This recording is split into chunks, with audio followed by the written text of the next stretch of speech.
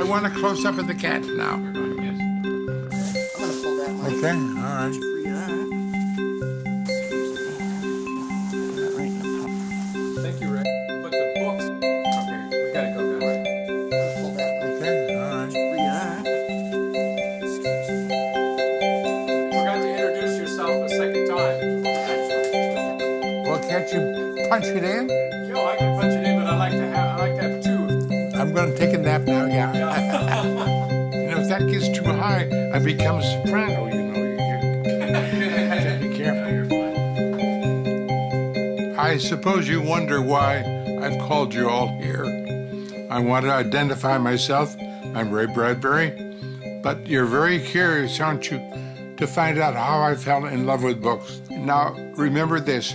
Love is at the center of your life. The things that you do should be things that you love. And things that you love should be things that you do. So that's what you learn from books. I learned to read when I was 3 years old. I loved comic strips. I loved the cartoons on Sunday. And I got a book of fairy tales when I was 5 years old. And I fell in love with reading all these wonderful stories like Beauty and the Beast and Jack and the Beanstalk. So I began with fantasy. And by the time I was 3 years old, I saw my first movie and I fell in love with the motion pictures. I saw The Hunchback of Notre Dame and I hoped to grow up to be a hunchback. And then when I was 5, I saw The Phantom of the Opera with Lon Chaney. I became infatuated with Lon Chaney. And when I was 6, I saw a film on dinosaurs, and dinosaurs filled my life. And by the age of 6, I began to read about dinosaurs. And they affected my whole life and wound up with me getting the work on Moby Dick when I was 33 years old because I fell in love with dinosaurs when I was 6. So you see how these things work out. A thing that begins when you're 3 and 6 and 10 and 12 wind up in your fictions when you're in your 30s. The things that you do should be things that you love, and things that you love should be things that you do. I was 7 years old when I went to the library for the first time, and that was a great adventure. But along the way, when I was 6 years old, I traveled from Illinois out to Tucson, Arizona. As I traveled with my family, the first thing I did when I jumped out of the car at night to go to a motel to sleep, I ran to the library, accompanied by October leaves blowing with me all along the way. And I was hoping to find books about the Land of Oz by L. Frank Baum and Tarzan by Edgar Rice Burroughs, or if they had books on magic. And I'd open the door of the library and I'd look in, and all those people were waiting for me in there. You see, libraries is people. It's not books. People are waiting in there. Thousands of people who wrote the books. So it's much more personal than just the book. So when you open a book, the person pops out and becomes you. You look at Charles Dickens, and you are Charles Dickens, and he is you. So you go in the library, and you pull a book off the shelf, and you open it, and what are you looking for? A mirror. All of a sudden, a mirror is there, and you see yourself, but your name is Charles Dickens. That's what a library is. Or the book is Shakespeare. And so you become William Shakespeare, or you become Emily Dickinson, or Robert Frost, or all the great poets. So you find the author who can lead you through the dark. And Shakespeare started me there, and Hamlet started me there, and Richard III. And Emily Dickinson led the way for me. And Edgar Allan Poe said, "This way, here's the light." So you go into the library and discover yourself. My greatest influences are John Steinbeck. I read The Grapes of Wrath when I was 19 years old. And when I wrote The Martian Chronicles, I needed a structure for it. I didn't realize that I went to The Grapes of Wrath. I learned how to structure a novel. And The Martian Chronicles is completely the structure of The Grapes of Wrath. So John Steinbeck wound up as my skeleton. Long at night when I was 12 years old, and I looked at the planet Mars, and I said, "Take me home." And The planet Mars took me home. I never came back. The important thing is this. When I got out of high school, we had no money. I couldn't go to college. And the greatest thing happened is I went to the library. The library educates, teachers inspire, but libraries fulfill you. I got a job selling newspapers on a street corner. I made $10 a week. And every morning I got up and I wrote stories. And in the evening I went to the library. And I expressed myself when I was 19 about my loves of life. And I put it into my books. And that's the secret of my life. Thank God I went my way and not the way other people told me to go. It's your ideas that count, and a library can help you with your ideas, because all these great teachers, all these great writers are teaching you when you sit in the middle of a library and let them radiate upon you. That's it, isn't it? You got to go to the library for an education. The library is the answer. When I was 12 years old, I looked at the hair on the back of my hand, and I said, my God, I'm alive. Why didn't someone tell me that I was alive? A month later, a carnival man came along at a carnival down by the lakefront, and he sat in an electric chair. He had a sword full of fire. He saw me in the audience. He pointed his sword at me and touched me on the end of my nose and said, live forever, live forever. Why he said that, I don't know. But I went down for a meeting with him the next day because I wanted to say, how can I live forever? And he took me in a tent to show me all the freaks. And I met inside the tent the Illustrated Man. Isn't that wonderful? I met the Illustrated Man when I was 12. And I realized he'd given me a gift of some sort. I knew that my life had changed. And I went home. And when I got there, they gave me a toy typewriter. I wrote my first story.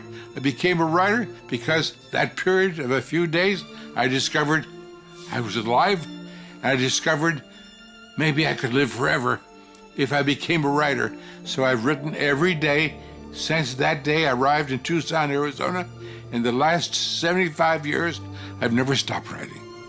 So luckily, I got that first book of fairy tales, Beauty and the Beast, and my aunt introduced me to Alice in Wonderland and to Charles Dickens' Christmas Carol. And all these things impinged upon me and caused me to vibrate, to fall in love constantly with books. A good library, when you open any book, smells of dust, the dust of time, Egyptian dust, the dust of all the parts of the world that blew in the winds. So therefore, when you lift a book, you can snuff it, and it smells of ancient Egypt and all the loves of the life, all the people that lived in there, all of the beautiful women, all the brave warriors are there, and the scent of these people and the smell of those wondrous lands is how a book smells.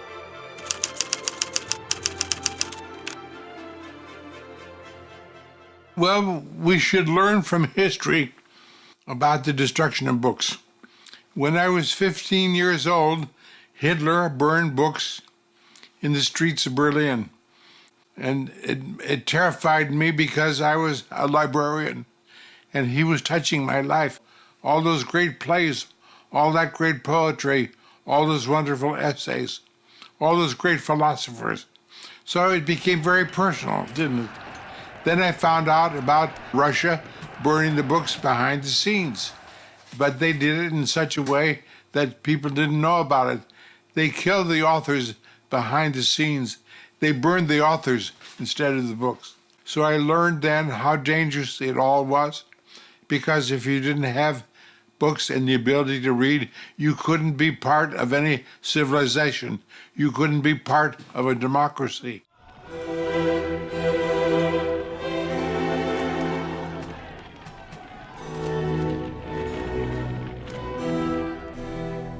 Leaders in various countries are scared of books because books teach things that they don't want to have taught. Well, if you know how to read, you have a complete education about life, then you know how to vote within a democracy. But if you don't know how to read, you don't know how to decide. That's the great thing about our country, is we are a democracy of readers, and we should keep it that way. I published the first version of Fahrenheit, the Fireman, in a science fiction magazine, Galaxy, in February 1951, and Ballantine came along, and they read that short novel of 25,000 words and said, "Can you extend the novel? Can you write another 25,000 words? And we'll publish a full novel, and you've got to find a title for it, though. The Fireman is not it." I got curious, at what temperature does book paper catch fire and burn? So I called the chemistry department at UCLA. They didn't know. I called SC, and they didn't know. I said, "Dummy, call the fire department." So I called the fire chief at the fire department in downtown LA. I said, "Mr. Chief, could you tell me at what temperature book paper catches fire and burns?" He says, "Wait, I'll be right back." He came back and he said, "Book paper catches fire and burns at 451 degrees Fahrenheit." I said, "That's good, so I'll reverse it. It's got to be Fahrenheit 451. So that's how I found out what the temperature was. When I moved into LA with my family, I had 2 daughters. I needed an office because my daughters were very loud and wonderful and lovely, but I had no money for an office. I was wandering around up at UCLA, and I heard typing in a room down in the basement. And I went down to the basement, and I found a room had 12 typewriters in it. I could rent a typewriter for 10 cents a half hour. So I said, "My God, this is my office." Doesn't matter, I was surrounded by students. I got a bag of dimes. I moved into the typing room in the basement of the library, and I spent $9 and $9.80, and I wrote Fahrenheit 451 in its first form, called The Fireman. But the exciting thing about that was running up and down stairs and grabbing books and bringing them down to my typewriter and opening them, finding a quote I could put in the book for Montag to read. So you see, what a place for Fahrenheit 451 to be written, in the library of all places where it wasn't being burned. So I made a contract with Ballantine, and I went to the library again, with the typing in the typing room, and I added 25,000 words. How did I do that? I got the characters to come to me. Montag came and said, "Do you know who I am completely?" I said, "No." I said, "Tell me." And the fire chief came to me, and he told me about his prior life. I said to the fire chief, "Why did you burn books?" And he told me. And Clarice McClellan came, who was a 16-year-old girl who was in love with books and libraries and life, and she told me more about herself. And Fabers came to me, and he was a philosopher, and he wrote the book. You see, all my characters write the book. I don't write the book. All these characters come to me and say, "Listen to me," and then I listen to them, and I put it down, and the book gets written. That's how I write, you see. All these lovers surround me, and they love life, and they tell me about it.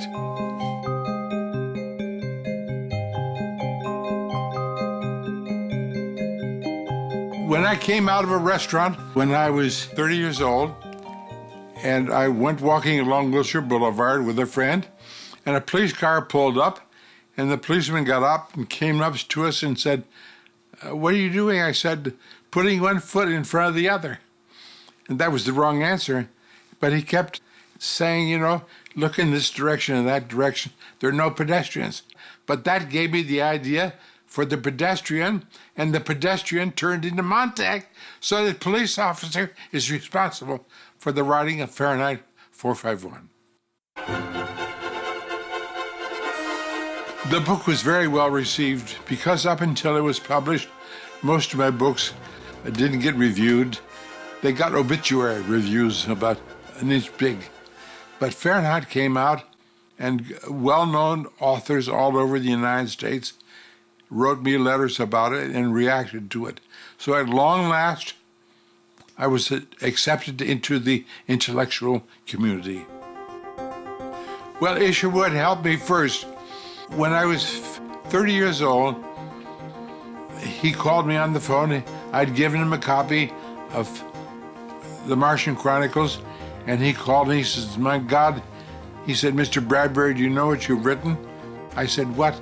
He said, "You've written an extraordinary book. I'm going to review it for Tomorrow Magazine." So he changed my life. It was the first big review. And he called me and he said, "Aldous Huxley wants to meet you." And Aldous Huxley was the author of Brave New World, my hero. I'd love to meet Aldous Huxley. So I went to have tea with him one day, and Mr. Huxley leaned forward and said, "Mr. Bradbury, do you know what you are?" I said, "What?" He said, "You're a poet.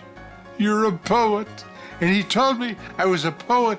You see, my publishers told me I was a novelist. I didn't know I was a novelist because I was in love.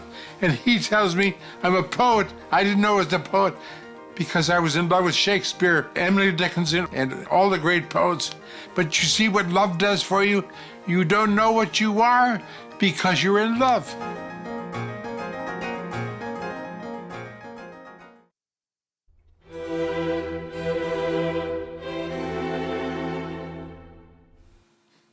Clarice is me. Clarice McClellan is Ray Bradbury, the young boy who fell in love with life. And Clarice is the essence of life and the essence of love. And she educates Montag without knowing she's an educator. She's a librarian. She's a teacher who inspires. And he then dares to go home and steal a book and look at it because Clarice McClellan, Ray Bradbury, told him to do it. Books are smart and brilliant and wise. The most important book in my life is The Christmas Carol, Charles Dickens, because it's all about life and it's all about death. So it's a combination. And you read that book and you come out changed, along with Ebenezer Scrooge. Whatever Scrooge is in you is vanquished, is made to disappear. And that's a great book. And when I was in my 30s, I wrote The Halloween Tree, which is in a way my version of The Christmas Carol. I'd like to make a point now, and let me think. Here, I have a book, F. Scott Fitzgerald, Tender as the Night, and I have 7 copies of this book.